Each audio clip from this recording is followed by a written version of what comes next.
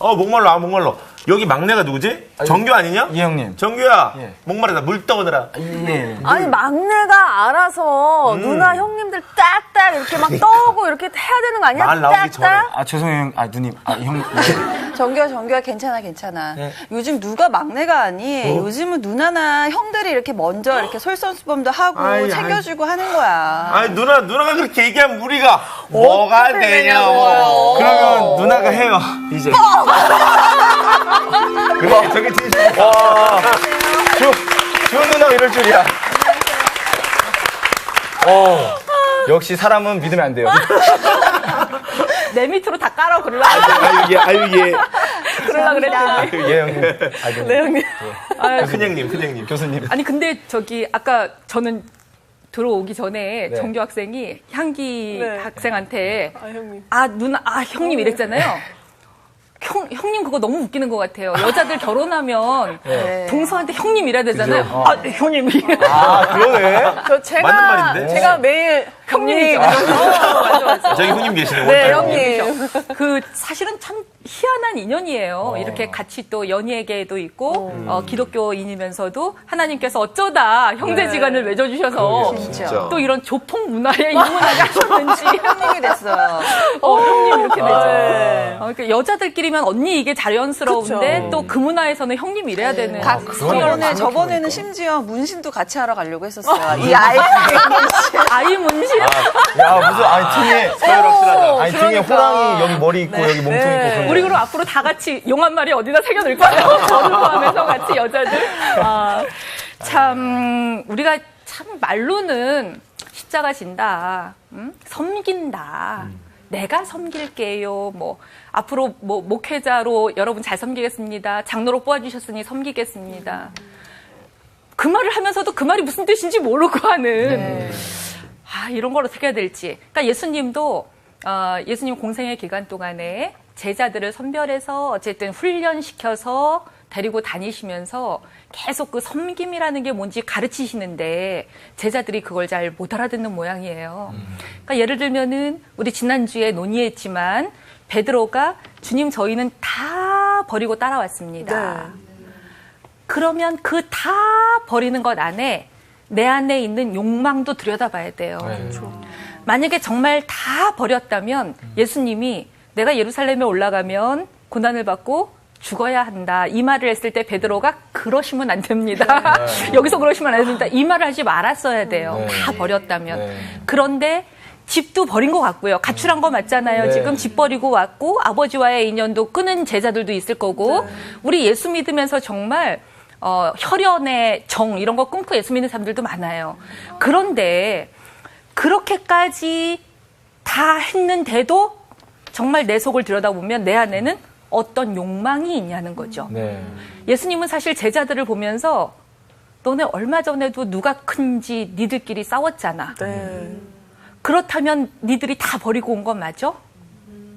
왜 여전히 권력 도토리 키재기 하고 있고 이렇잖아. 서열 매기고 내가 먼저 이 집에 시집 왔으니 내가 막 나이는 어리지만 내가 윗자리니 우리 다 머릿속에 이거 하고 있어요.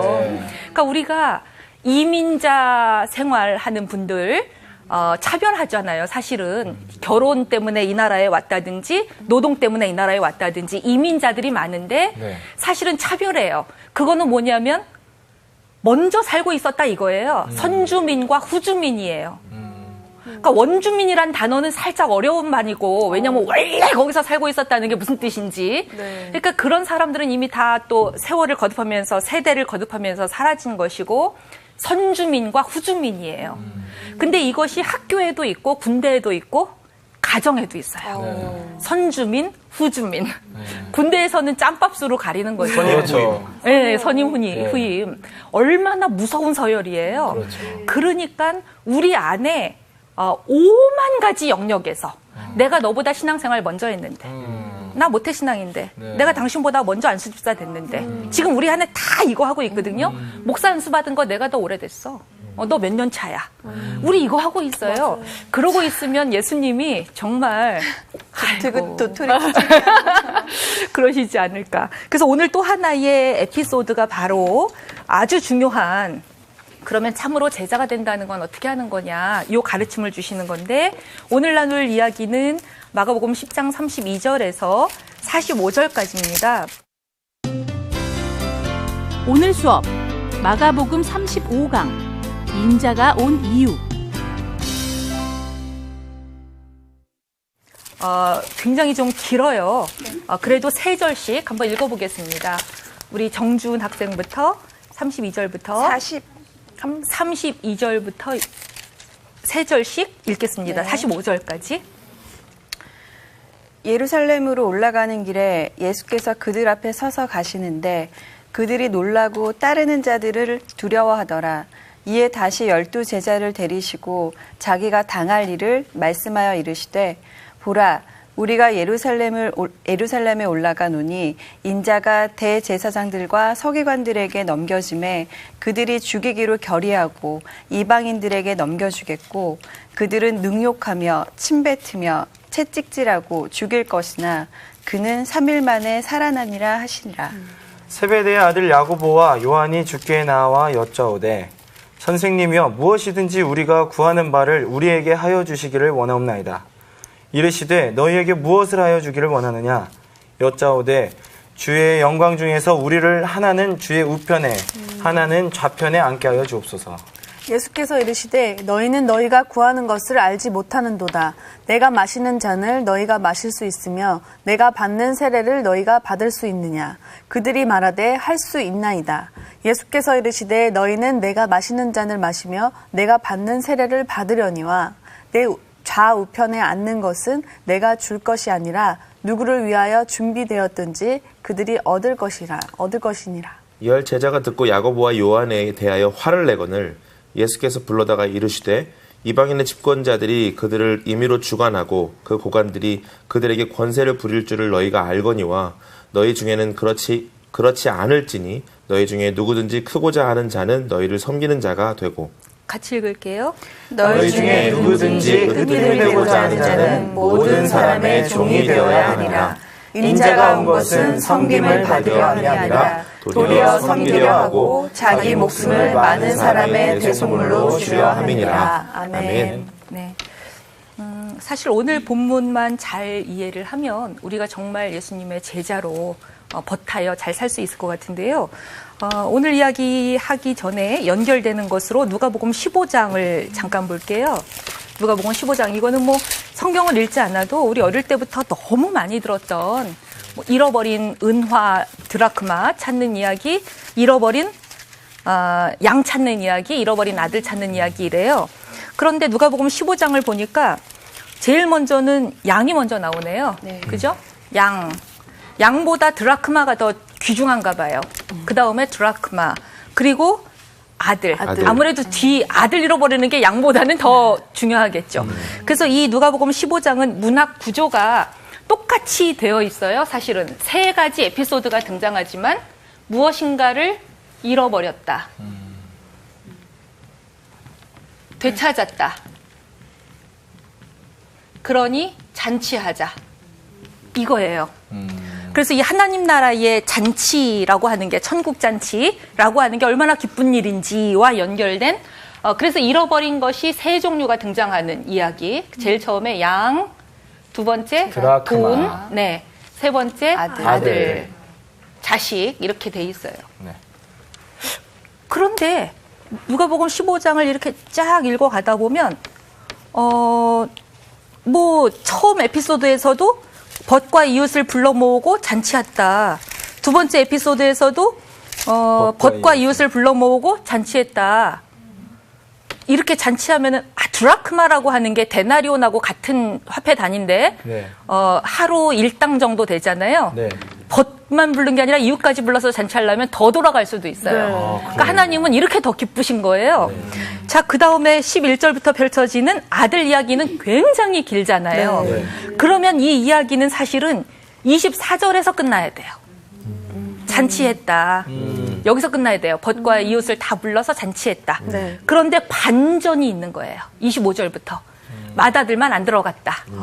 이래서 이야기가 또다시 펼쳐져요. 다른 국면으로 접어들어요. 그리고 아버지가 다시 나와서 사람들이 다 와서 잔치하는데 너는 왜 안 들어와? 너도 들어와야 되는 거 아니야? 동생은 죽었다가 살아났고 잃었다가 다시 찾았으니까 즐거워하고 기뻐하는 게 마땅해 이래요. 네. 그리고 32절에 끝난 거예요. 그러면 그 다음에 큰아들이 들어갔다 뭐 이렇게 있어야 되는데 없다 이거예요. 그래서 이거는 ing. 여전히 현재 진행형인. 큰아들은 들어갔을까요? 안 들어갔을까요? 못 이기는 척. 아, 들어가나요? 저는 안 들어갔을 것 같은데요. 안 들어가나요? 네. 예. 초대교회 문제도 다 이래요. 이때 이 큰아들은 초대교회에서는 유대인, 할례받은 자들, 유대인이면서 크리스찬인 사람들. 이 사람들은 이방인이면서 크리스찬이 된 사람들, 할례 안 받은 채로 헬라인들, 가난한 사람들, 전직 노예였을지 모르는 사람들이 막 공동체에 들어오니까 싫어해요. 또 텃세 부리는 거예요. 네. 그래서 자꾸 조건부를 달아요. 할례를 받는 게 나을걸? 막 이런 식이죠. 근데 바울은 마음의 할례가 중요하지 몸에 받는 게 뭐 중요해? 이런 식으로 자꾸 싸우는 거예요. 그러다 보니까 인류 역사라고 하는 건 마다들은 잘 안 들어가는 인류 역사다. 마다들은 잘 회개하지 않는 인류 역사다. 이런 거를 알 수 있는데 사실은 이 본문에서 여러분 재미있는 게요. 우리 성경에는 아버지, 작은 아들이 뭐라 그러죠? 아버지여 12절에 재산 중에서 내게 돌아올 분깃, 몫을 나에게 주소서 했더니 아버지가 살림을 각각 나누어 주었다. 이렇게 번역이 돼 있어요. 네. 재산 중에서 주십시오. 그랬더니 아버지가 살림을 주었다. 이렇게 돼 있어요. 헬라어 성경으로 보면 아버지에게 속한 우시아 중에서 저에게 주십시오 이래요. 이런 단어가 나와요. 이 우시아라는 단어는 본질이란 뜻이에요. 아버지의 본질, 본성 중에서 저에게 속한 것을, 저의 몫을 주십시오 이래요. 하나님의 본질, 하나님의 본성에는 뭐가 있을까요? 하나님의 본질, 뭐 긍휼도 있고 우리 머릿속에 막 자비하심 뭐 다 떠올라요? 네. 그랬더니 하나님은 당신의 비오스를 주었다 이렇게 성경에 써 있어요. 비오스는 바이오라는 단어가 상징하듯이 생명이란 뜻이에요. 그래서 이거를 문자 그대로 번역하기가 어려웠던 거예요. 아들이 아버지한테 당신의 본질 가운데 내 몫을 달라. 그랬더니 아버지가 내 생명을 주었다. 이게 참 번역하기가 어려워서 재산 달라 이런 식으로 의역을 했어요. 그런데 이게 왜 이런 목숨이냐면 이게 그냥 원래 예화지만 실화였다면 만약에 아들이 아버지가 멀쩡히 살아있는데 내 재산 먼저 달라 그랬으면 아버지는 아들을 어떻게 해야 돼요? 내쫓아야 돼요. 그래서 동네 사람들한테 내 권력이 아직 번듯하다. 과시해야 돼요. 그런데 이 아버지는 아직 두 눈 멀쩡히 뜨고 있는데 아들이 나를 동네에서 바보로 만드는데 조롱거리가 되게 하는데 몫을 잘라서 줬어요. 그러고는 이 아이가 돌아올 때까지 성경에 보면 옛날 성경에는 상거가 아직 멀세 뭐 이렇게 나와요. 그러니까 올래면 아직도 먼데 아버지가 아들의 모습이 점 하나 보이는데도 달려가 내 아들인지 알아봐요. 그러니까 렘브란트가 생각할 때는 그래서 아버지 눈이 짓무른 거예요. 매일 기다린 그 사랑 때문에. 그러면 이 본문에서 가장 먼저 죽은 건 누구냐? 아버지라는 거예요. 구약의 아버지 하나님은 어떤 아버지냐면 이스라엘 민족 말 안 들어? 아우 그러면 인근에 아수르 제국한테 붙일래. 바벨론 제국한테 붙일래. 이것들이 내 율법을 안 지켰어? 오 당장에 그냥 뭐 몇 대가 멸절되도록 우리 왜 사극 보면은 그러잖아요. 뭐 멸문지화를 당하리라. 감히 권력에 도전하다니 이렇게 되는 거예요. 그런데 구약의 아버지가 400년의 침묵을 딛고 신약시대로 접어들더니 이 신약의 아버지 예수님을 통해 경험된 이 아버지는 어떻게 된 게 당신이 먼저 십자가에 달려요. 자녀가 고통당할 때, 자녀의 요구가 타당하지 않을 때에도 그 자녀가 스스로 돌아오기를 기다리시고 그 자녀가 돌아올 때까지 눈이 짓무르도록, 그래서 렘브란트는 짓무른 눈으로 그렸어요. 그래서 구약의 아버지는 죽었다. 이제 신약의 아버지는 아들 예수가 십자가에 달려서 고통당할 때, 아버지 왜 나를 버립니까? 절규할 때 내가 너와 함께하고 있다 라고 십자가에 먼저 달려 계신 그 하나님, 그것을 렘브란트는 그리고 싶어서 한 손은 구약의 하나님은 남자 손으로, 신약의 하나님은 어머니 손으로 그렇게 표현을 하고 싶었어요. 이야. 대단하다. 그렇다면 우리가 제자들을 통해서 볼 때 예수님이 자꾸만 여러분 저기 웰빙 그런 거 많이 들어보셨죠? 네. 웰빙 열풍이 불고 있습니다. 뭐 그래서 웰빙이라는 건 잘 산다 이거예요. 네. 웰이 잘이잖아요. 잘. 네. 빙 편안한 존재가 되는 거예요. 잘 사는 존재가 되는 거예요. 아니 웰빙 이러는데 예수님은 자꾸만 바람을 빼세요. 소금을 치세요. 나는 웰빙 한 번도 고민한 적 없어. 나는 웰 다잉 할 거야. 웰빙 이러고 있는데 예수님은 나잉 나 죽을 거야 계속 그래요. 그러네요. 웰 다잉. 그리고 예수가 가장 잘 죽는다는 건 뭐였냐면 십자가였어요. 그러니까 제자들은 예수님이 다잉 이럴 때마다 뭐라 그래요? 자기 안에서 자꾸 치어 오르는 거예요. 뭐가? 아버지가. 내 안에 있는 아버지가 뭔데? 우리 중에 누가 그냥 이거 하고 있는 거예요. 권력 다툼. 그리고 예수님은 예루살렘에 올라가시면 뭐 해야 되는데? 로마 제국 몰아내고 예수님이 왕이 됐으면. 메시아는 다윗의 자손은 이 왕이 되는 분인데 이거 하고 있는 거예요. 이러니 렘브란트가 볼 때는 이 제자들은 다 예수님을 이해를 못하고 있다 이겁니다. 그래서 가장 먼저 예수님의 사역은 죽음을 향한 것이었고, 그렇다면 예수의 제자도 죽음을 향해 사는 게 마땅한데 제자들은 다 자기 안의 욕망은 웰빙, 권력, 명예, 재물, 지금 이런 그 유혹 때문에 정신이 없는 상황이다 이랬어요. 마가복음 8장 31절에서 예수님이 첫 번째 죽을 거 예고하셨어요. 그죠? 8장 31절 이하에서. 그래서 베드로가 안 됩니다. 그렇게 했고요. 네. 죽음 따위는 염두에 둔 적이 없습니다. 제가 그러려고 따라온 거 아닙니다. 이렇게 한 거고요.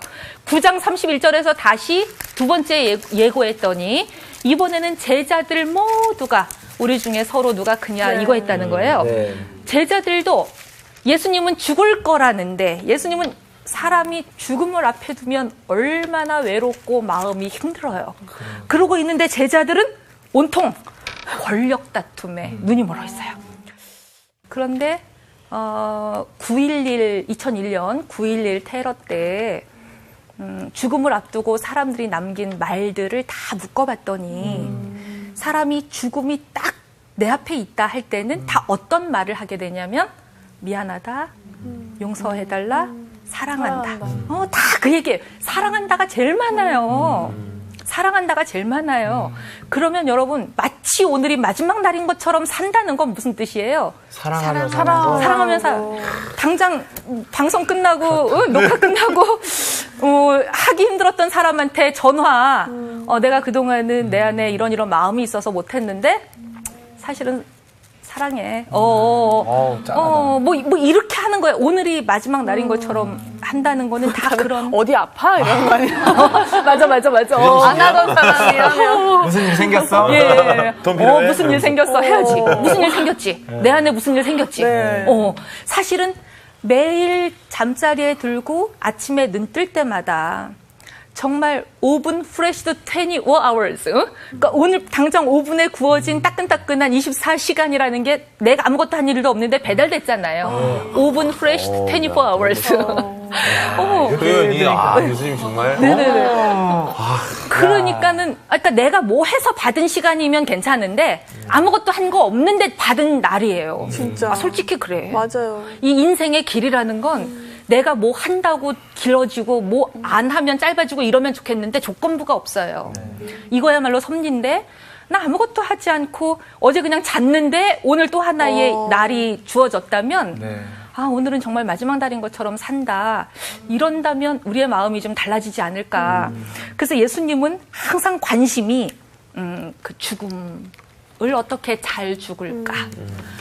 내가 죽고자 하는 혹은 하나님의 뜻이 이런 건데 내 마음의 뜻은 나도 제자들 앞에서 좀 이런 표현 써도 되나? 뽀대나게? 조금 이렇게 좀 어깨에 좀 힘 좀 주고 네. 그래서 예루살렘이 가까이 올수록 내 안에는 욕망이 하나님 뜻은 이건 것 같은데 그래서 나도 입으로도 시인했지만 내 뜻은 그래도 조금 이 사람들한테 보상도 좀 해주고 싶고 나를 따라다니니까 너희들 어부였는데 이제는 그물질 그만해. 드디어 네 쫙을 네 회사를 갖게 될 거야 라든가 네. 이렇게 약속을 해주면 좋겠는데 그럴 수가 없는 거예요. 그러니까 내 뜻은 요런 것도 자꾸만 올라옵니다 하나님. 그런데 내 뜻대로 마옵시고 그냥 알아서 하십시오. 이렇게 나를 다 던져버릴 때에는 예수님은 정말 땀방울이 핏방울이 된다고요. 그 정도로 자기 안에 있는 것들과 싸우게 되는데 제자들이 이제 그 심리 상태를 못 쫓아가고 있는 거죠. 예루살렘이 가까이 왔어요. 예루살렘은 예수님한테 뭐가 되는 거예요? 죽는 장소가 되는 그렇죠. 거예요. 무덤입니다. 우리말로는 묘자리라고 불러요. 그러니 예수님 마음이 어때요? 그런데 이제 세 번째 예고를 하셨어요. 네. 네. 그들 앞에 서서 가시는데 제자들이 놀라요. 예. 그리고 따르는 여러 다른 사람들은 또 두려워해요. 제자들은 왜 놀라냐면 정말인가 봐. 예루살렘에 세 번째 이렇게 막 예루살렘에서 죽는다고 하시더니 이렇게 중간에 안 빠지는 거 보니까 우리를 환대하던 가버나움 갈릴리 일로 내려가서 사람들 더 규합하고 군대도 좀 더 끌어모으고 정예 부대도 훈련도 시키고 이래서 뭔가 천군 만마가 구름 타고 내려오듯이 능력을 발휘해서 로마 제국 물리치고 이러려면 시간을 벌어야 될 텐데 저분은 뚜벅뚜벅 예루살렘을 향해 가시고 거기가 몇 자리라는데 저분의 뜻은 변함이 없는 것 같고 이러니까 제자들은 당황해요. 그리고 예수님이 정말로 33절, 34절에 마지막으로 예고를 하는 거예요. 네. 그런데 35절에 세베대의 아들 이 야고보와 요한이 선생님 이럴 자격 있나 우리가 기도할 때도? 자 35절에 이거 한번 우리 정교 학생이 읽어봐 주시겠어요? 선생님이요. 네. 편하게 네네네네. 네. 예수님, 네. 우리 저기 좀 필요한 거 있습니다. 네. 이렇게 이야기한 것 같아요. 아, 그렇게 필요한 거 있어. 네. 우리가 필요하다고 당신한테 요구하면 다 주셔야 돼요. 지금 이러고 얘기하고 있는 거예요. 다 주셔야 돼요. 이래요. 아니, 나는 우리 제자라는 친구들이 와가지고 나한테 만약에 내가 요구하는 거 다 들어주셔야 돼요. 막 이렇게 얘기하면 엘사우. 네 가지 막 이럴 것 같아. 얼려버려. 아니 이게 말투가 이게 말이 되는 말투냐고요. 그렇죠. 우리가 구하는 것은 무엇이든지 우리한테 필요한 건 무엇이든지 다 주셔야 됩니다. 우리 기도할 때 근데 하나님 사실은 멱살 잡는다고 우리 기도하는 거 다 들어주실 줄 이게 믿습니다. 진짜 남의 모습이 아니에요. 이거 남의 모습이 아니에요. 부끄러워. 네. 아니 그래갖고 예수님이 물어봐요. 그래서 뭘 원하는데 하셨어요? 그랬더니 37절에 여러분 이 영광이란 단어가 되게 중요한 것 같아요. 예수님은 십자가를 이야기했고 고난을 이야기했어요. 근데 제자들은 영광, 영광 중에 우편, 좌편 이 논리가 그대로 나오는 거예요. 예수님은 죽는다고 말하지만 예수님이야 죽든 말든 이 사람들은 다른 지금 동상이몽 그거를 하고 있는데 예수 믿으면서 고난받기 위해 믿는 사람은 사실은 하나도 없는 것 같아요. 한국교회도 다 이렇게 가르치는 것 같아요. 예수를 잘 믿게 되면 뭐 받는다 그래요? 만사형통. 만사형통에 복 받는다. 네. 만사형통에 복 받는다. 수고하고 짐진 자들 나에게 오라. 그 짐만 내려놓으려고. 내려놓으려고 그래. 예수님 계속 지어야 돼, 혼자만. 우리는 나눠지려고 안 해. 제자는 같이 져야 돼요. 제자는 함께 한 길을, 한 방향으로 걸어가는 사람들이에요. 예수님이 십자가 졌다면 제자도 져야 돼요. 예수님이 고난받는다 하셨으면 제자가 된다는 것은 자기 몫의 고난을 받아야 돼요. 다시 말하면 예수를 잘 믿으면 사업을 어떻게 세금을 띄어먹어요. 따박따박 세금 내야 되고요. 무슨 뭐 이중장부 이런 거 어떻게 해요? 그러니까 우리가 지금 그 세월호 사건 이런 거 때문에 사회가 시끄러운데 거기에 뭐 이단이네 아니네 이 논쟁할 거 하나 없어요. 그거보다 더 중요한 건 뭐냐면 기독교인으로서 나는 기업 활동하면서 어떻게 하고 있냐 이거예요. 그거 그냥 생각해 보면 되는 거거든요. 누가 이단인지. 아니 그런데 지금 예수님 믿으면서 누구나 성공하려고 그러고 누구나 복 받으려고 하는데 이 제자들은 한 번도 그거 생각한 적이 없는 거예요. 영광만 생각하는 거예요. 우리가 예수를 믿고 예수님을 따라다닌 유일한 이유는 영광 때문입니다. 영광의 면류관이 보상으로 주어져야 됩니다. 그렇게 될 때 우리 형제를 기억해 주십시오. 나머지 10명은 그럼 또 뭐냐고요. 그러니까. 이 12제자를 공평하게 배분해 주십시오도 아니에요. 딱 우리 형제만 좌편 우편이래요. 아니 그래갖고 자 38절이 중요합니다. 여러분들이 웃으시는 이유는 이미 다 이해했다 치시고 자 38절에 내가 마시는 잔을 요거 한번 우리 광우 학생이 요 광우 학생하고 우리 정규 학생이 할 수 있나이다까지 한번 해보시겠어요? 자 광우 학생이 한번 말씀해 주시죠. 정규야, 내가 마시는 잔을 네가 마실 수 있으며 내가 받는 세례를 너도 받을 수 있겠느냐? 제 읽어요. 할 수 있나이다. 그럼요. 당근이죠? 막 이러겠는데요? 그러니까 예수님은 굉장히 비장하게 말씀하신 거예요. 내가 마시는 잔이라는 말은 고난의 잔이에요. 쓴 잔. 내가 받은 세례라고 하는 거는 죽음이에요. 우리 다 세례 받은 기억 있잖아요. 언제 받았는지 누가 물어보면 기억은 잘 안 나지만 막 친구들 따라 그냥 덩달아 받기도 하고 이랬지만 세례 받는다 하는 건 목사님이 성순지 수돗물인지 생순지 물 찍은 거 내 머릿속에 잠깐 올려줬다가 아니에요. 세례를 받는다는 건 과거에 나는 다 죽었다는 의식이에요. 그래서 새롭게 깨끗하게 정화된 거여야 해요. 그러니까 예수님이 말씀하시는 건 내가 한 대로 고난과 죽음을 따라 받을 수 있냐 이렇게 얘기했어요. 그랬더니 그럼요. 당연히 하죠. 제자인데요. 했어요. 근데 예수님이 생각하니까 그래도 좀 미심쩍은 거예요. 얘가 잘 모르고 대답하는 것 같아. 그래서 너희는 니들이 구하는 걸 알지 못한다. 앞에도 깔았지만 다시 말씀해 주십니다. 요게 재밌는 거예요. 39절에 그렇게 말했으니 너희는 내가 마시는 잔을 마시고 내가 받는 세례도 받을 수 있을 건데 어쩌면 있을 건데 40절이 중요합니다. 우리 주은 학생 한번 읽어주시겠어요? 40절? 내 좌우편에 앉는 것은 내가 줄 것이 아니라 누구를 위하여 준비되었든지 그들이 얻을 것이니라. 네. 이게 쉬운 말로는 뭐냐면요. 고난을 받겠다고 하니까 그래 받아라. 그런데 보상은 없어. 내가 당신이 말씀하신 대로 고난을 받겠습니다. 십자가를 지라고 하시면 저는 거꾸로라도 지겠습니다. 그렇게 한 다음에는 설마 좌편 우편 주시겠죠? 라는 계산이 여전히 있는데 예수님은 받겠다고 하니까 그럼 받아. 근데 그 뒤는 내 몫이 아니야. 내 소관이 아니야. 그 뒤는 하나님 몫이야. 이렇게 말씀하시는 거예요. 자, 41절이 재밌죠? 열제자는 또 어떻게 돼요? 야고보와 요한을 향해서 자기들끼리 또 싸우고. 이거는 지금 뭐는 야, 임마, 자식들, 너 지금 뭐 하는 거야, 지금? 그럼 열제자는 왜 지금 화를 내는 거예요? 자기들은 다 이해했기 때문에? 아니에요. 아무도 이해 못해요. 아니, 그래서 이 본문을 보면서, 특히나 마가복음 전체를 보면서, 우리가 예수님의 제자를 보면 아주 미안하지만, 마가복음에 나오는 제자는 우리에게 반면교사 역할을 합니다. 반면교사라는 게 뭐죠? 저렇게 살면 안 돼. 그게 반면교사야. 그러니까 샘플, 모델, 모범 이것은 롤 모델. 우린 저렇게 해야지. 우리도 따라가야지. 이래야 되는데 마가복음에 나오는 제자들의 모습은 우리는 제자 뭐 예수 믿고 구원받는다고 이렇게 하면 안 되겠다. 이럴수록 예수님은 더 힘들어지네. 예수님 더 우울해지네. 더 슬퍼지시네. 이렇게 하라는 거예요.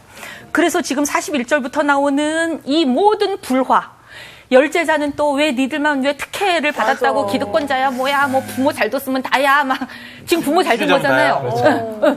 왜냐면 이 요한과 야고보 나올 땐 항상 세베대의 아들 나오니까 아버지가 이름만 대면 다 아는 한 되게 유명한 그러니까 뭐 부모 잘못 뒀으면 다야 그럼 세리 출신인 우리는 아무것도 아니란 얘기야 이제 자기들끼리 막 이러고 있어요. 그러니까 예수님이 야 이방인들도 너네처럼 안 한다 이렇게 하는 거예요. 그러니까 이방인들의 집권자들이 임의라는 거는 동의하지 않아요. 일제가 우리 쳐들어왔을 때 우린 동의한 적 없어요. 이방인의 집권자들이 임의로 쳐들어와서 그 고관들이 너희를 세도 부리고 권력 다툼하는 거랑 너희들 똑같다. 굉장히 야단치신 거예요. 여러분, 너희는 나와 함께 고난을 받을 수 있다고 하니까 고난 받아라. 그러나 내 좌우편에 앉는 건 하나님이 하실 일이다. 우리가 소위 고등종교라고 하면서 예수를 믿는다고 하면서 우리가 제자의 길을 가겠습니다. 그런데 아무 보상 없어도 괜찮습니다. 병 나도 상관없고요. 뭐 원하는 대학 다 떨어져도 상관없고요. 회사 망해도 좋고요. 살다 보니까 어떻게 뜻이 잘 안 맞아서 이혼하게 됐어요. 아무것도 없이 그래도 괜찮아요. 우리가 이렇게 할 수 있냐고요. 우리는 솔직하게 얘기하면 우리가 듣고 싶은 말씀, 우리가 듣고 싶은 복음이라는 말은 굿뉴스예요. 좋다 나쁘다의 판단이 우리한테 있는 거예요. 굿뉴스. 뉴스는 뉴스인데 굿뉴스가 되려면, 복음이 되려면 무슨 걸 듣고 싶어요, 우리는? 나 믿어봐. 우리 하다못해 결혼할 때도 그렇다고. 나 믿어봐. 지금은 비록 연봉 요거밖에 안 되지만 앞으로 한 몇 년만 참고 견디면 우리 뭐 번듯한 아파트로 전세로 이사도 갈 수 있고 월세에서 출발했지만 내가 너 호강시켜줄게. 요게 공수표라도 요걸 듣고 싶어 한다고. 근데 예수님은 딱 자르시는 거예요. 고난을 받아라? 받기만 하면 내 좌우편에 앉혀줄게? 제자들은 차라리 이런 말 듣고 싶은데 예수님은 고난을 받아라? 그러나 그 뒤는 난 모른다. 이렇게 말씀하세요. 여러분 재밌는 게 사사기 있잖아요. 사사기 4장쯤에 제가 예전에도 한번 강의를 했었었는데 사사기 4장쯤에 드보라 이야기 나옵니다. 사사기 4장에 드보라 이야기가 나오는데 366쪽이 되네요. 366쪽. 드보라는 여성 사사로 보통의 사사들은 전쟁터에 직접 나가는데 드보라는 여성 사사라 그 전쟁터에 직접 나가진 않고 파트너를 구해요. 나와 함께 협력할 파트너로 바락 장군을 세워서 그를 전쟁에 내보내는 건데 바락 장군이 그럼 내가 전쟁에 나간다면 영광을 좀 받을 수 있는 건가? 이렇게 물어봤을 때 드보라가 뭐라고 대답을 하냐면 9절이에요. 9절. 네가 이번에 가는 길에서는 뭐래요? 영광을 얻지 못하리니. 예, 우리 9절 한번 향기자매가 끝까지 읽어봐 주시겠어요? 9절 시작. 예. 내가 반드시 너와 함께 가리라. 그러나 내가 이번에 가는 길에서는 영광을 얻지 못하리니 이는 여호와께서 시스라를 여인의 손에 파실 것임이라 하고. 네네네. 그리고 드보라가 게데스까지만 바래다 주는 거예요. 이렇게 배웅까지만 하고 내가 함께 가리라 이 말은 배웅만 하고 전쟁은 여기가 나갔어요. 우리는 보통 주저하는 장군이 있으면 막 약속을 해줄 것 같아요. 너 공을 세우면 적장에 목만 따와봐. 내가 하다못해 사사자리라도 막 이럴 것 같은데 사사로 기름 부어 세우는 것도 하나님이 하시는 거예요. 나는 안 하고 싶지만 그분이 세우는 거예요. 그러니까 지금 드보라는 공수표를 남발하지 않아요. 너 이번에 영광 못 얻어. 시스라 장군 물리치는 건 하나님이 이름 없는 어떤 여자 손에 붙일 거야. 그런데 그냥 전쟁 나가봐. 이래요. 저는 이렇게 말할 수 있는 드보라도 대단하고 그 말을 듣고 나갈 수 있는 바락도 대단하다고 생각해요. 그래서 이 시절이 태평성대예요. 여성이 리더십을 발휘했는데 아주 장기간 사사로 다스리고 그 옆에는 권력 에 순종하면서 이 권력에 전쟁도 안 나가는 게 무슨 사사야. 바락이 그런 식으로 드보라를 좀 여성 사사의 지위를 무시한다거나 이랬으면 얼마나 힘들겠어요. 근데 바락은 자기 몫을 정확하게 하고 있어요, 또. 그러니까 이런 아주 남성과 여성이 아주 공동의 파트너십을 누리면서 40년 동안. 그래서 이 5장의 바락과 드보라가 듀엣으로 노래 부르는 거에 보면 다른 시대에는 뒷길로만 다녀야 돼. 큰 길을 놔두고. 왜? 큰 길에는 항상 도둑들이. 너무 민간 치안이 힘들어요. 근데 이 시대에는 치안이 너무 잘 돼. 그러니까 우린 대로를 막 활보할 수 있는 거야. 약자들이. 이렇게 노래를 하는데요. 여러분은 사랑할 때 우리 결혼하신 두 분 무슨 약속을 받고 결혼들을 하셨나요? 무슨 약속 받으셨어요? 무슨 약속을 받으셨나요? 내가 너 행복하게 해줄게? 그렇죠. 행복하신가요, 그래서? 네, 뭐 평생 사랑해줄게. 지금처럼 뭐 이런 거. 우리 신랑은 그런 얘기 안 해요. 같은 형제인데도 네, 좀 달라요. 성격이 다르네요. 네. 그렇지만 마음속에 그 깊은 사랑을 느끼죠. 정말 좋다. 아름답네요. 그럼 이렇게 말한 나는 뭐야 또 이런. 근데 또 이런 소리는 또 들으면 또 기분 좋잖아요. 그렇죠. 여자는 네네네. 그러니까 예수님은 이런 소리 들으면 기분 좋을 텐데 제자들이 그 말을 왜 안 하는 거예요? 여러분 여기서 믿음하고 소망하고 사랑이라는 가치의 특징이 드러나요. 믿음이라는 거는요, 믿을 만한 근거가 있을 때 믿는 건 계산이에요. 그렇죠. 소망이라고 하는 건요, 미래가 전망이 밝을 때 갖게 되면 그건 소망 아니에요. 그렇죠, 그렇죠. 그것도 계산하는 거예요. 네, 맞아요. 미래를 전망하는 거예요. 맞아요. 사랑은요, 사랑할 만한 매력적인 조건들이 가득할 때 사랑하는 건 누구나예요. 그럼. 돈 많은 남자, 뭐 잘생긴 남자, 뭐 어쩌고 저쩌고 하는 거 있잖아요. 맞아요. 예수님은 믿음은 무엇인가 계산된 길을 걸어가는 것이 아니고 나를 사랑한다는 이유 하나로 나와 함께 걷는 것이다. 그 뒤는 나는 모른다. 그 뒤까지 내가 말을 해준다면 그것은 너희들의 사랑, 믿음을 핑계로 빙자하여 내가 당신네들을 조작할 수도 있는 거다. 당신들의 마음을. 근데 나는 그런 거 안 하겠다. 오직 그뿐이다. 당신네들이 하는 헌신의 결과가 아무 보상, 아무 대가로 돌아오지 않더라도 기꺼이 나와 함께 사랑해보자. 그냥 그 말씀 하시는 거예요. 네. 여러분 그렇게 사랑할 수 있냐 이거예요.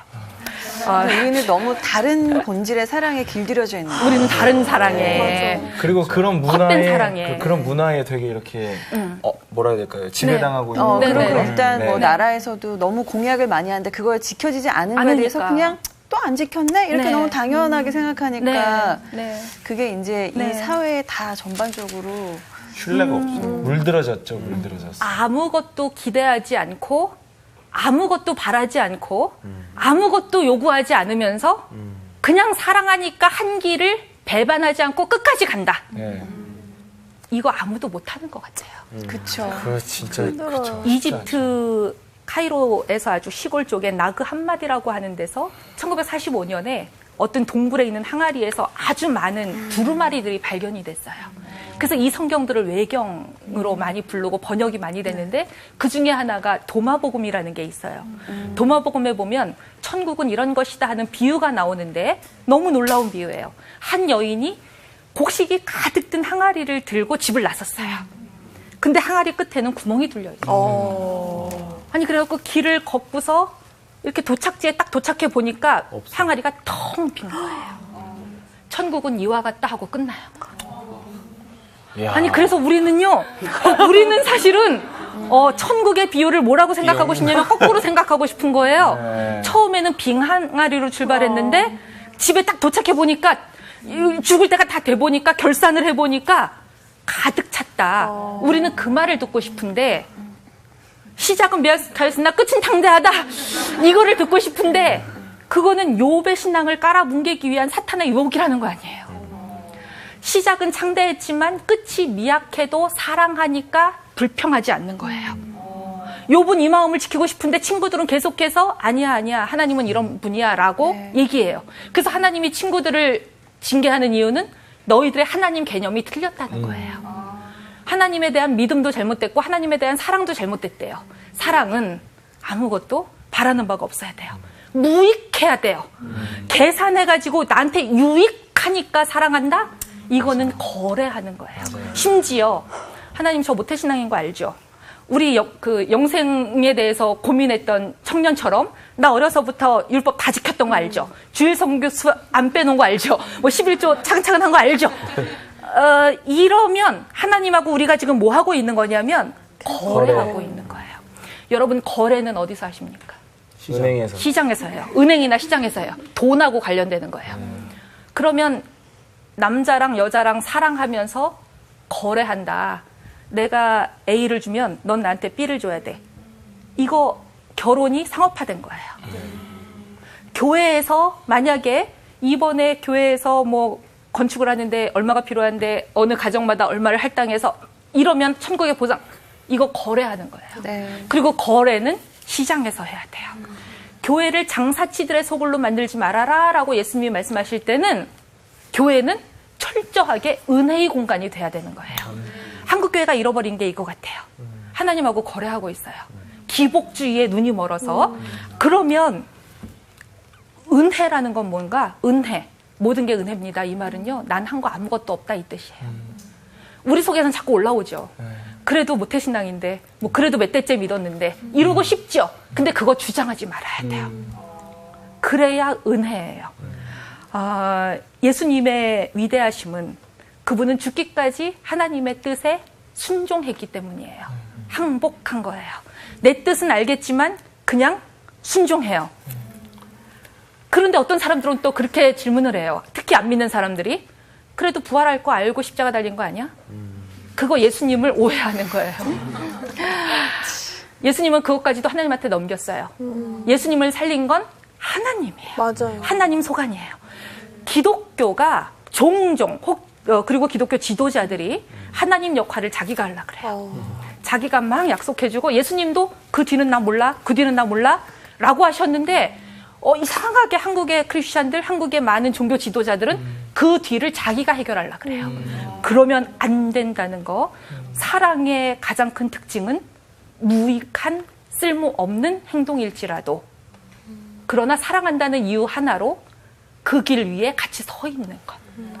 예수님이 제자들에게 주고 싶었던 메시지는 이것이 아니었을까 싶습니다. 오늘 강의 여기서 마칩니다. 수고하셨습니다. 감사합니다.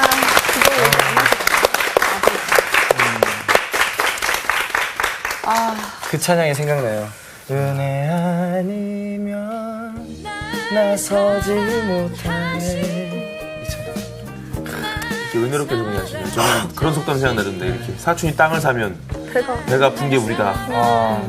잘 되고 싶고 뭔가 누구보다 뛰어나지고 싶어서 신앙생활 하게 될 때도 있는 것 같아요. 그렇죠. 근데 정말 그 무익함 속에서 그 변함없이 끝까지 갈 수 있는 그 사랑은 정말 어려운 것 같아요. 그래서 계속 이 마가복음을 계속 하면서 이번 주 퀴즈입니다. 부자가 하나님의 나라에 들어가는 것은 이것보다 더 어렵다고 했습니다. 이것은 무엇일까요? 1번 귀신 들린 아이를 고치는 것. 2번 어린아이와 같은 마음을 갖는 것. 3번 낙타가 바늘 귀로 나가는 것.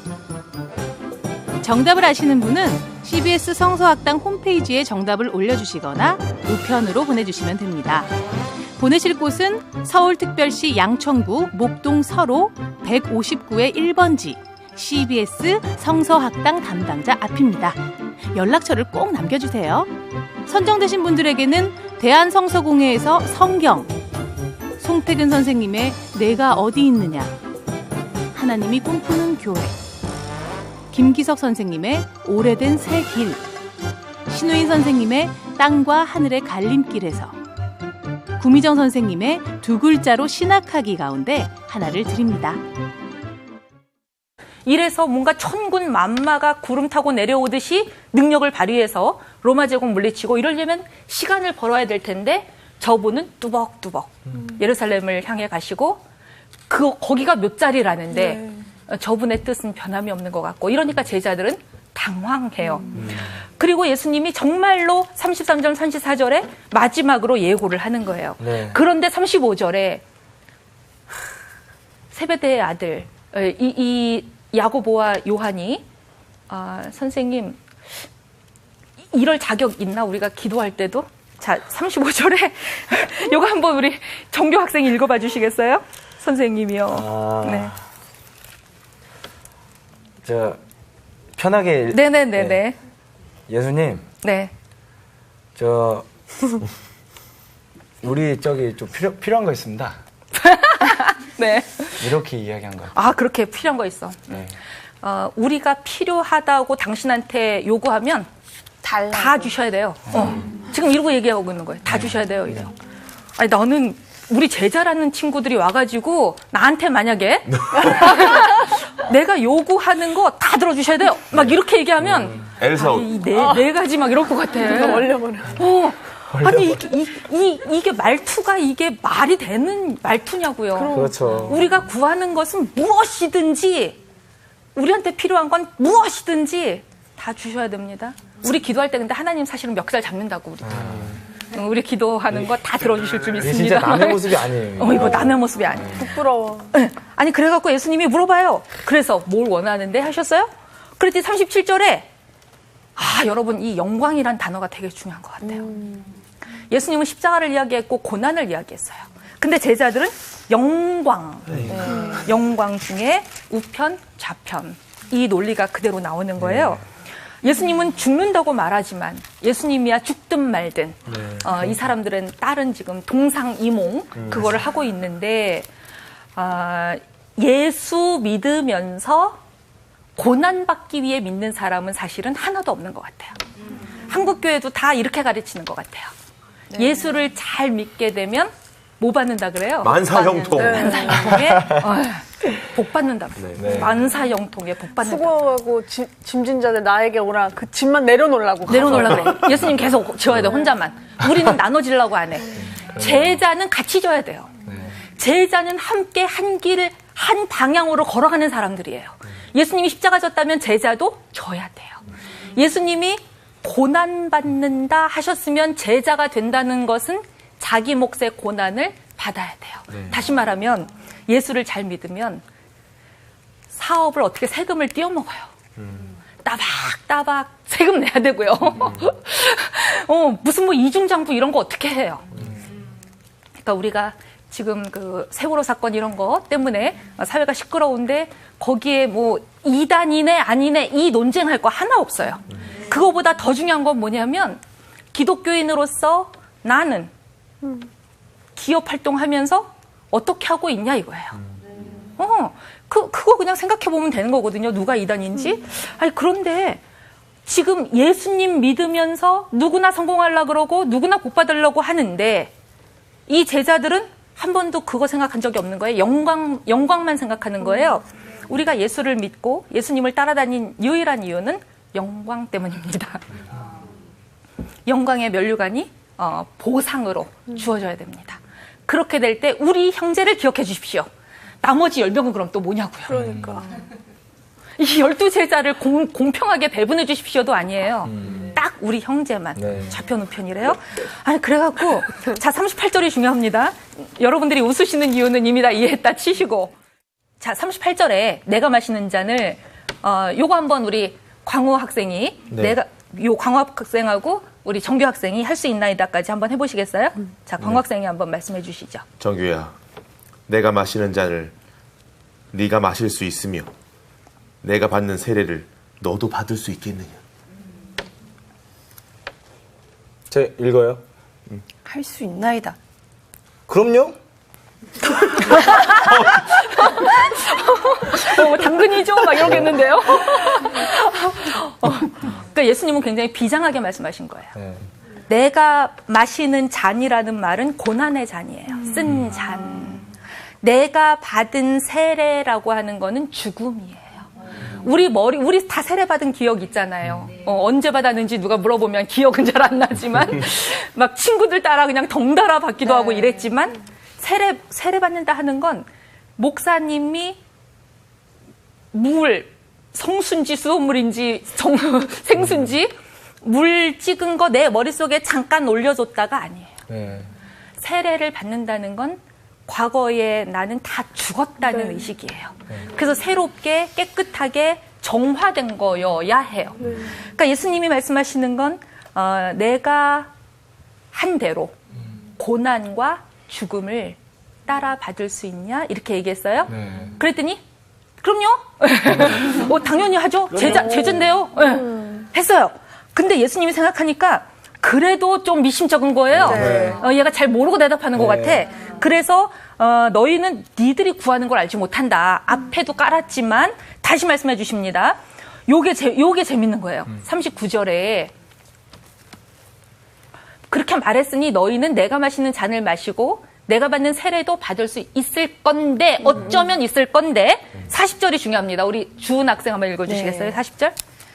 내 좌우편에 앉는 것은 내가 줄 것이 아니라 누구를 위하여 준비되었든지 그들이 얻을 것이니라. 네. 이게 쉬운 말로는 뭐냐면요. 고난을 받겠다고 하니까 그래 받아라. 그런데 보상은 없어. 내가 당신이 말씀하신 대로 고난을 받겠습니다. 십자가를 지라고 하시면 저는 거꾸로라도 지겠습니다. 그렇게 한 다음에는 설마 좌편 우편 주시겠죠? 라는 계산이 여전히 있는데 예수님은 받겠다고 하니까 그럼 받아. 근데 그 뒤는 내 몫이 아니야. 내 소관이 아니야. 그 뒤는 하나님 몫이야. 이렇게 말씀하시는 거예요. 자, 41절이 재밌죠? 열제자는 또 어떻게 돼요? 야고보와 요한을 향해서 자기들끼리 또 뭐야, 이거는 지금 뭐... 같이 읽을게요. 너희 중에 누구든지 흠이 되고자 하는 자는 모든 사람의 종이 되어야 하니라. 인자가 온 것은 섬김을 받으려 함이 아니라 도리어 섬기려 하고 자기 목숨을 많은 사람의 대속물로 주려 함이니라. 아멘. 네. 사실 오늘 본문만 잘 이해를 하면 우리가 정말 예수님의 제자로 버타여 잘 살 수 있을 것 같은데요. 오늘 이야기하기 전에 연결되는 것으로 누가복음 15장을 잠깐 볼게요. 누가복음 15장 이거는 뭐 성경을 읽지 않아도 우리 어릴 때부터 너무 많이 들었던 뭐 잃어버린 은화 드라크마 찾는 이야기, 잃어버린 양 찾는 이야기, 잃어버린 아들 찾는 이야기래요. 그런데 누가복음 15장을 보니까 제일 먼저는 양이 먼저 나오네요. 네. 그죠? 양보다 드라크마가 더 귀중한가 봐요. 그 다음에 드라크마. 그리고 아들. 아무래도 아들 잃어버리는 게 양보다는 더 중요하겠죠. 그래서 이 누가복음 15장은 문학 구조가 똑같이 되어 있어요. 사실은 세 가지 에피소드가 등장하지만 무엇인가를 잃어버렸다. 되찾았다. 그러니 잔치하자. 이거예요. 그래서 이 하나님 나라의 잔치라고 하는 게 천국 잔치라고 하는 게 얼마나 기쁜 일인지와 연결된 그래서 잃어버린 것이 세 종류가 등장하는 이야기. 제일 처음에 양, 두 번째 드라크마. 돈, 네, 세 번째 아들, 자식 이렇게 돼 있어요. 네. 그런데 누가복음 15장을 이렇게 쫙 읽어가다 보면 뭐 처음 에피소드에서도 벗과 이웃을 불러 모으고 잔치했다. 두 번째 에피소드에서도 벗과 이웃을 불러 모으고 잔치했다. 이렇게 잔치하면은 드라크마라고 하는 게 데나리온하고 같은 화폐 단위인데 네. 하루 일당 정도 되잖아요. 네. 벗만 부른 게 아니라 이웃까지 불러서 잔치하려면 더 돌아갈 수도 있어요. 네. 그러니까 하나님은 이렇게 더 기쁘신 거예요. 네. 자, 그 다음에 11절부터 펼쳐지는 아들 이야기는 굉장히 길잖아요. 네. 그러면 이 이야기는 사실은 24절에서 끝나야 돼요. 잔치했다. 여기서 끝나야 돼요. 벗과 이웃을 다 불러서 잔치했다. 네. 그런데 반전이 있는 거예요. 25절부터. 맏아들만 안 들어갔다. 이래서 이야기가 또다시 펼쳐져요. 다른 국면으로 접어들어요. 그리고 아버지가 다시 나와서 사람들이 다 와서 잔치하는데 너는 왜 안 들어와? 너도 들어와야 되는 거 아니야? 동생은 죽었다가 살아났고 잃었다가 다시 찾았으니까 즐거워하고 기뻐하는 게 마땅해. 이래요. 네. 그리고 32절에 끝난 거예요. 그러면 그 다음에 큰아들이 들어갔다 뭐 이렇게 있어야 되는데 없다 이거예요. 그래서 이거는 ing. 여전히 현재 진행형인. 큰아들은 들어갔을까요? 안 들어갔을까요? 못 이기는 척. 들어가나요? 저는 안 들어갔을 것 훌륭하다. 같은데요. 안 들어가나요? 네. 예. 초대교회 문제도 다 이래요. 이때 이 큰아들은 초대교회에서는 유대인, 할례받은 자들, 유대인이면서 크리스찬인 사람들, 이 사람들은 이방인이면서 크리스찬이 된 사람들, 할례 안 받은 채로 헬라인들, 가난한 사람들, 전직 노예였을지 모르는 사람들이 막 공동체에 들어오니까 싫어해요. 또 텃세 부리는 거예요. 네. 그래서 자꾸 조건부를 달아요. 할례를 받는 게 나을걸? 막 이런 식이죠. 근데 바울은 마음의 할례가 중요하지 몸에 받는 게 뭐 중요해? 이런 식으로 자꾸 싸우는 거예요. 그러다 보니까 인류 역사라고 하는 건 마다들은 잘 안 들어가는 인류 역사다. 마다들은 잘 회개하지 않는 인류 역사다. 이런 거를 알 수 있는데 사실은 이 본문에서 여러분 재미있는 게요. 우리 성경에는 아버지, 작은 아들이 뭐라 그러죠? 아버지여 12절에 재산 중에서 내게 돌아올 분깃, 몫을 나에게 주소서 했더니 아버지가 살림을 각각 나누어 주었다. 이렇게 번역이 돼 있어요. 네. 재산 중에서 주십시오. 그랬더니 아버지가 살림을 주었다. 이렇게 돼 있어요. 헬라어 성경으로 보면 아버지에게 속한 우시아 중에서 저에게 주십시오 이래요. 이런 단어가 나와요. 이 우시아라는 단어는 본질이란 뜻이에요.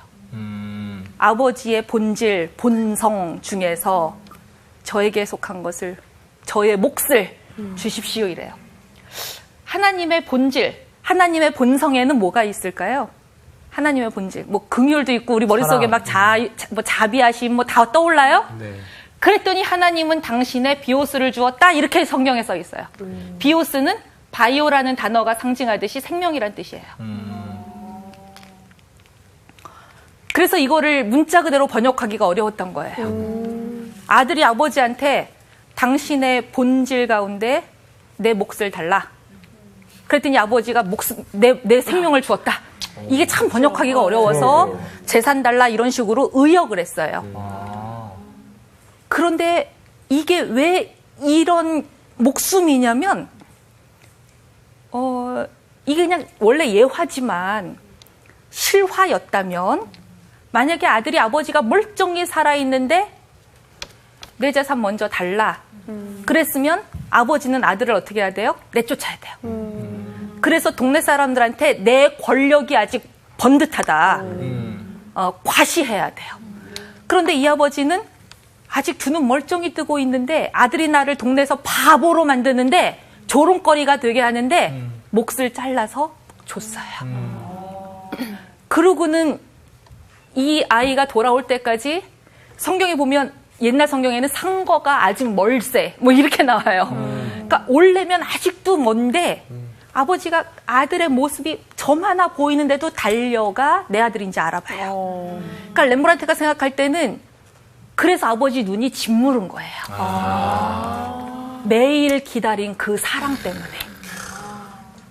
그러면 이 본문에서 가장 먼저 죽은 건 누구냐? 아버지라는 거예요. 구약의 아버지 하나님은 어떤 아버지냐면 이스라엘 민족 말 안 들어? 아우 그러면 인근에 아수르 제국한테 붙일래. 바벨론 제국한테 붙일래. 이것들이 내 율법을 안 지켰어? 오 당장에 그냥 뭐 몇 대가 멸절되도록 우리 왜 사극 보면은 그러잖아요. 뭐 멸문지화를 당하리라. 감히 너네끼리 뭐 하는 거야? 너 지금 하는 거야 지금? 그럼 열제자는 왜 지금 화를 내는 거예요? 자기들은 다 이해했기 때문에? 아니에요. 아무도 이해 못해요. 아니 그래서 이 본문을 보면서 특히나 마가복음 전체를 보면서 우리가 예수님의 제자를 보면 아주 미안하지만 마가복음에 나오는 제자는 우리에게 반면교사 역할을 합니다. 반면교사라는 게 뭐죠? 저렇게 살면 안 돼. 네. 그게 반면교사야.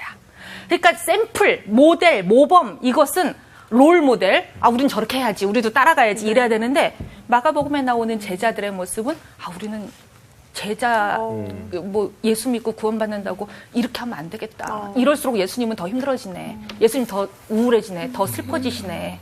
이렇게 하라는 거예요. 그래서 지금 41절부터 나오는 이 모든 불화 열제자는 또 왜 니들만 왜 특혜를 받았다고 맞아. 기득권자야 뭐야 뭐 부모 잘 뒀으면 다야 막 지금 부모 잘 둔 거잖아요. 그렇죠. 왜냐면 이 요한과 야고보 나올 땐 항상 세베대의 아들 나오니까 아버지가 이름만 대면 다 아는 한 되게 유명한. 그러니까 뭐 부모 잘못 뒀으면 다야. 그럼 세리 출신인 우리는 아무것도 아니란 얘기야. 이제 자기들끼리 막 이러고 있어요. 그러니까 예수님이 야 이방인들도 너네처럼 안 한다 이렇게 하는 거예요. 그러니까 이방인들의 집권자들이 임의라는 거는 동의하지 않아요. 일제가 우리 쳐들어왔을 때 우린 동의한 적 없어요. 이방인의 집권자들이 임의로 쳐들어와서 그 고관들이 너희를 세도 부리고 권력 다툼하는 거랑 너희들 똑같다. 굉장히 야단치신 거예요. 여러분, 너희는 나와 함께 고난을 받을 수 있다고 하니까 고난 받아라. 그러나 내 좌우편에 앉는 건 하나님이 하실 일이다. 우리가 소위 고등종교라고 하면서 예수를 믿는다고 하면서 우리가 제자의 길을 가겠습니다. 그런데 아무 보상 없어도 괜찮습니다. 병 나도 상관없고요. 뭐 원하는 대학 다 떨어져도 상관없고요. 회사 망해도 좋고요. 살다 보니까 어떻게 뜻이 잘 안 맞아서 이혼하게 됐어요. 아무것도 없이 그래도 괜찮아요. 우리가 이렇게 할 수 있냐고요. 우리는 솔직하게 얘기하면 우리가 듣고 싶은 말씀, 우리가 듣고 싶은 복음이라는 말은 굿뉴스예요. 좋다 나쁘다의 판단이 우리한테 있는 거예요. 굿뉴스. 뉴스는 뉴스인데 굿뉴스가 되려면, 복음이 되려면 무슨 걸 듣고 싶어요, 우리는? 나 믿어봐.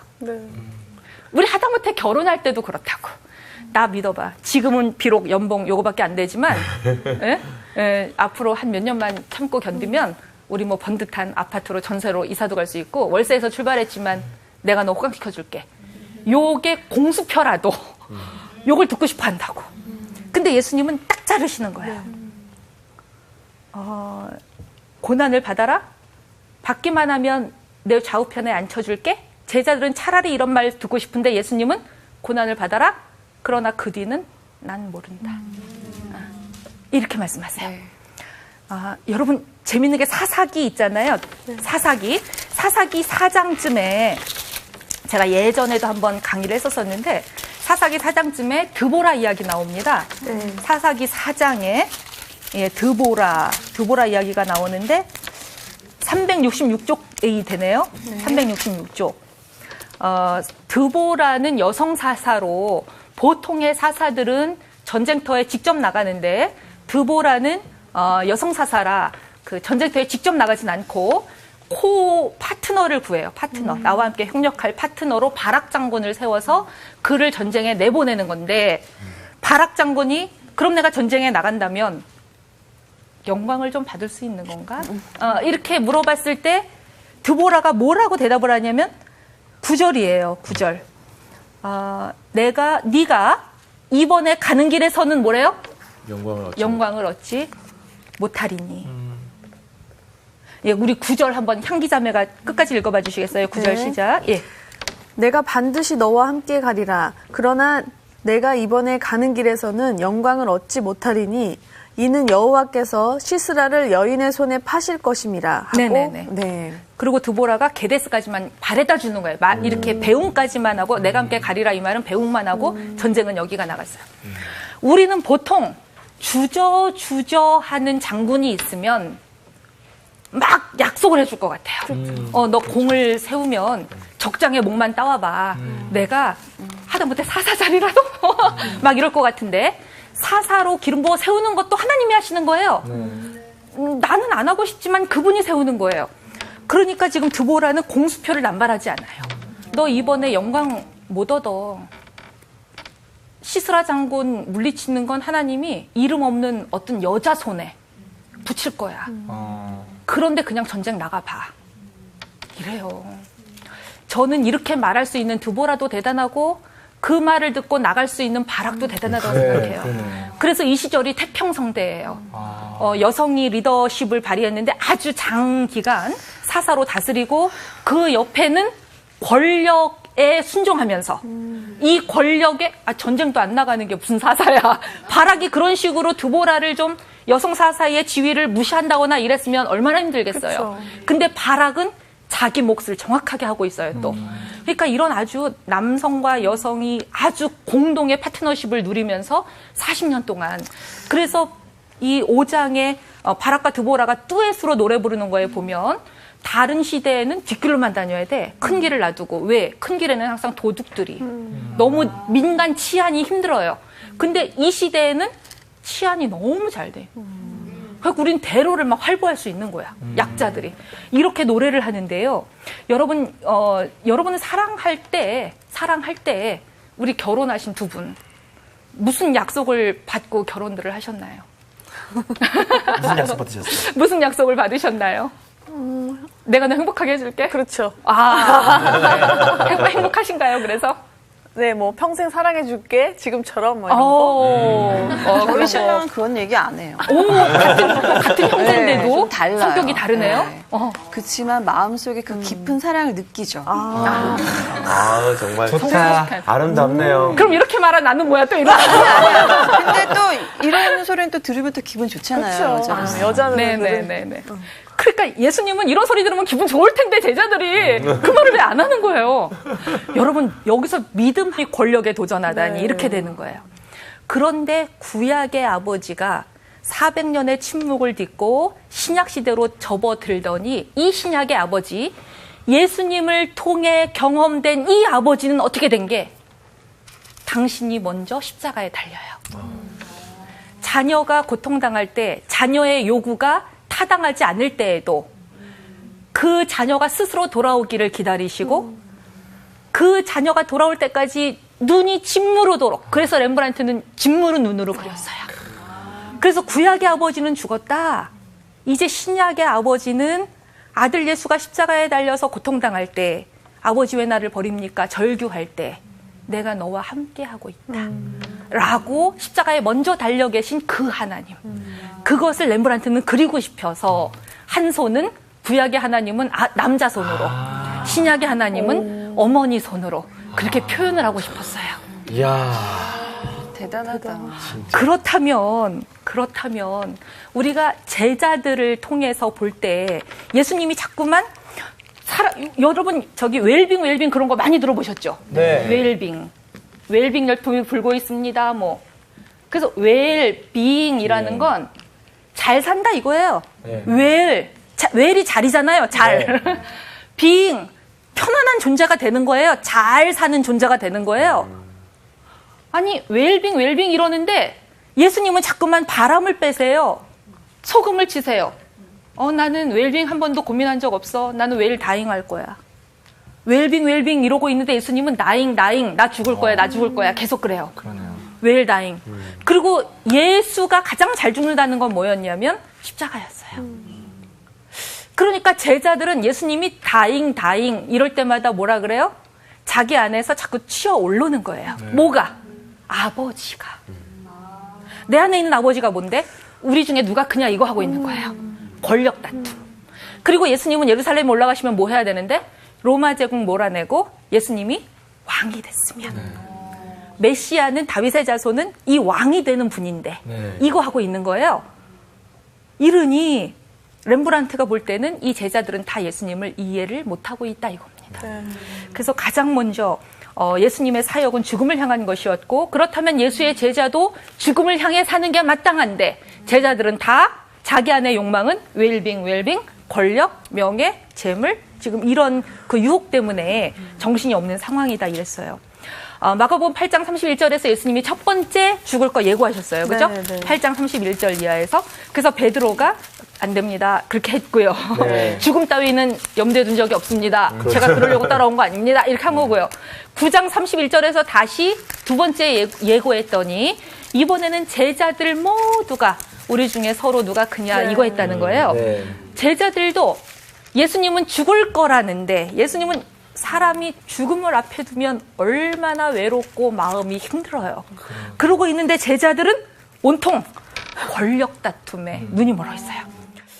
그런데 2001년 9.11 테러 때 죽음을 앞두고 사람들이 남긴 말들을 다 묶어봤더니 사람이 죽음이 딱 내 앞에 있다 할 때는 다 어떤 말을 하게 되냐면 미안하다, 용서해달라, 사랑한다.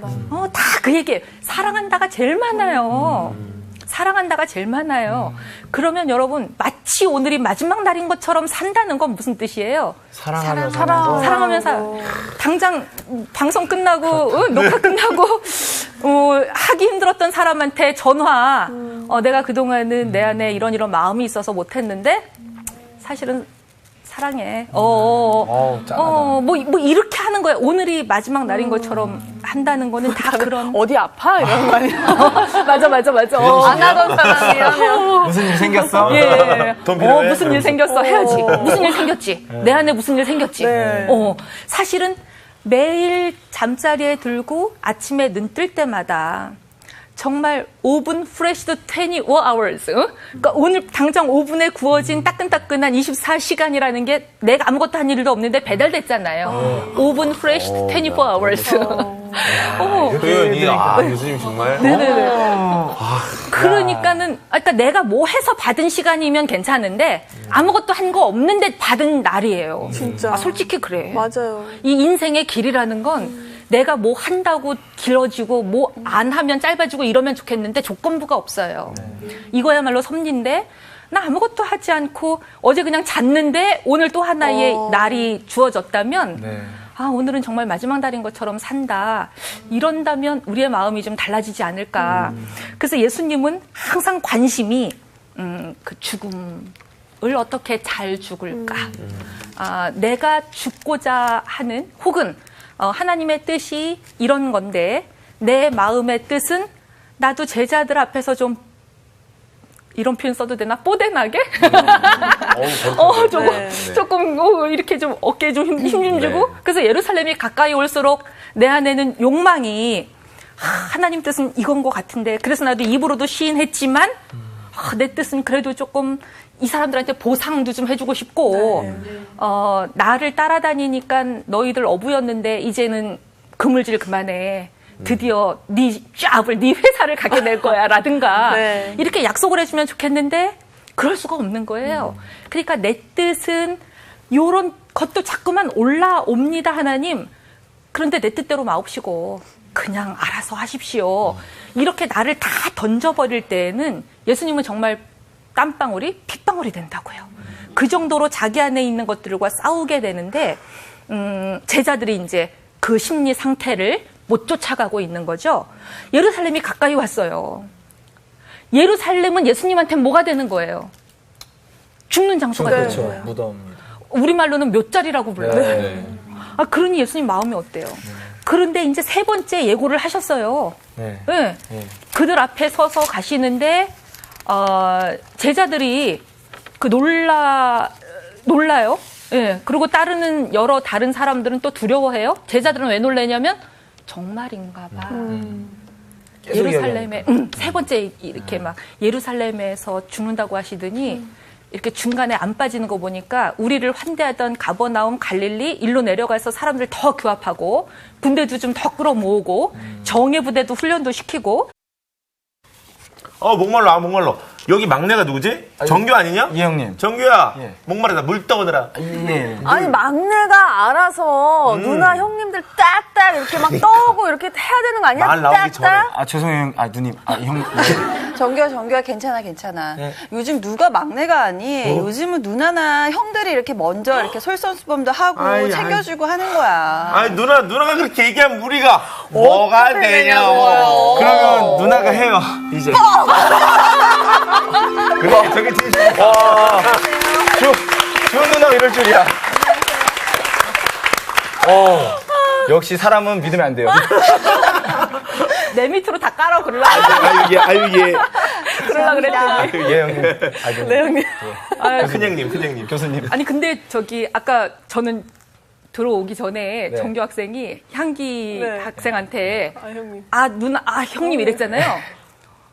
형님 그거 너무 웃기는 것 같아요. 여자들 결혼하면 네. 동서한테 형님 이래야 되잖아요. 아, 네, 형님. 아, 그러네. 맞는 말인데? 제가 매일 형님이죠. 맞아. 저기 형님 계시네. 네, 원장님. 형님. 그 사실은 참 희한한 인연이에요. 이렇게 같이 또 연예계에도 있고 기독교인이면서도 하나님께서 어쩌다 형제지간을 맺어주셔서 진짜. 또 이런 조폭 문화에 입문하게 하셨는지 형님이 됐어요. 형님 이렇게 되죠. 그러니까 여자들끼리면 언니 이게 자연스러운데 그쵸. 또 그 문화에서는 형님 이래야 되는. 저번에는 심지어 문신도 같이 하러 가려고 했었어요. 이 아이 아이 문신. 야, 무슨, 아니, 등에, 아니, 등에 그러니까. 호랑이 여기 머리 있고, 여기 몸통 있고. 그런 우리 그럼 앞으로 다 같이 용 한 마리 어디다 새겨놓을까요? 저를 포함해서 같이 여자들.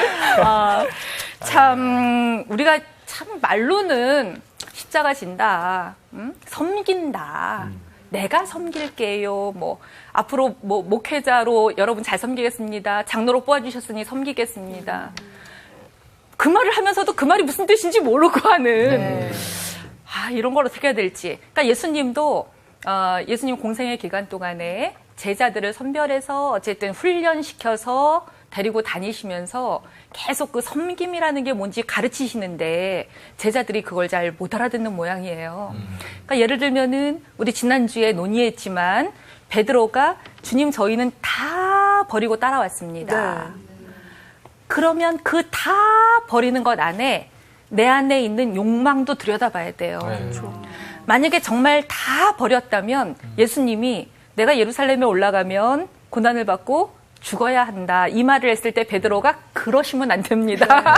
여기서 그러시면 안 됩니다. 이 말을 하지 말았어야 돼요. 다 버렸다면. 그런데 집도 버린 것 같고요. 가출한 거 맞잖아요. 지금 집 버리고 왔고 아버지와의 인연도 끊은 제자들도 있을 거고 우리 예수 믿으면서 정말 혈연의 정 이런 거 끊고 예수 믿는 사람들도 많아요.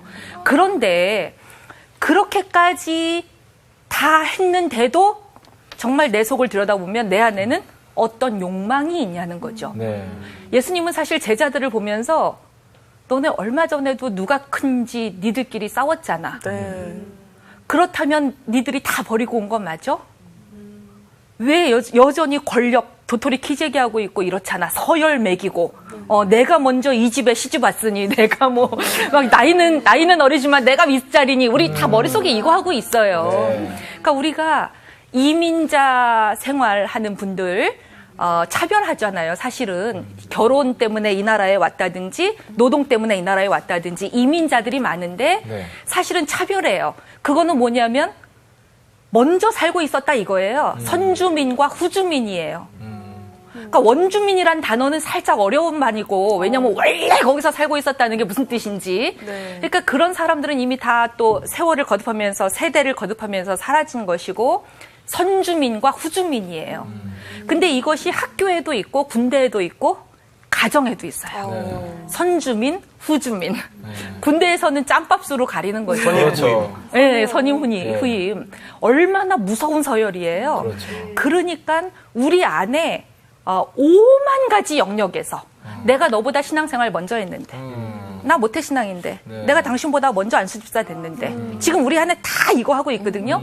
목사 안수 받은 거 내가 더 오래됐어. 너 몇 년 차야. 우리 이거 하고 있어요.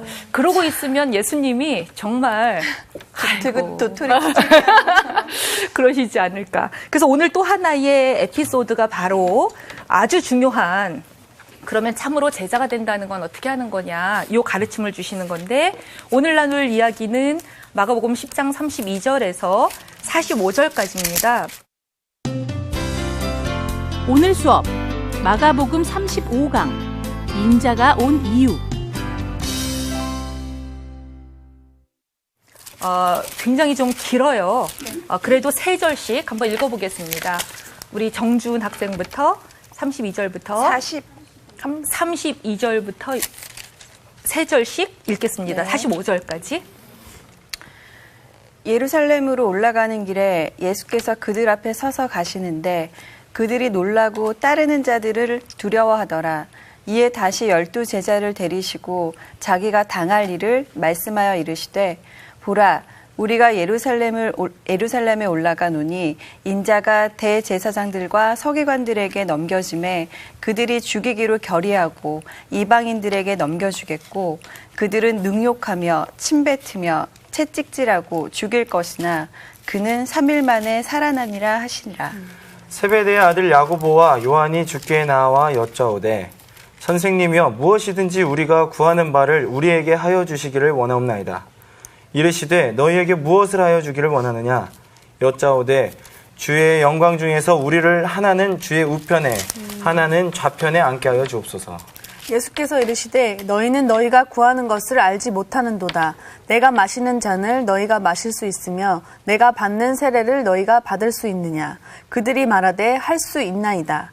예수께서 이르시되 너희는 내가 마시는 잔을 마시며 내가 받는 세례를 받으려니와 내 좌우편에 앉는 것은 내가 줄 것이 아니라 누구를 위하여 준비되었든지 그들이 얻을 것이니라. 열 제자가 듣고 야고보와 요한에 대하여 화를 내거늘 예수께서 불러다가 이르시되 이방인의 집권자들이 그들을 임의로 주관하고 그 고관들이 그들에게 권세를 부릴 줄을 너희가 알거니와 너희 중에는 그렇지 않을지니 너희 중에 누구든지 크고자 하는 자는 너희를 섬기는 자가 되고